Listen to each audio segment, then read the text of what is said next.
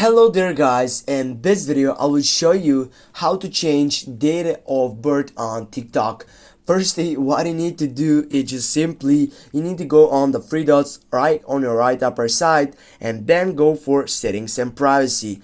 Right after that, you need to scroll down and find for report a problem. I'm getting to report a problem because there is no option to changing data of birth on TikTok directly from that site.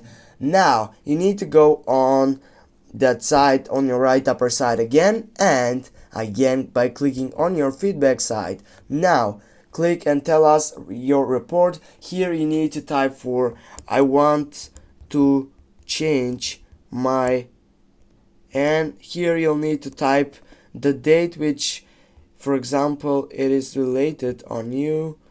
I will go with this site, birth. Then go for report and you'll need to wait 24 hours to get a feedback from the TikTok supporting servers. Thanks for watching guys. Don't forget to hit that like and share the video. See you soon.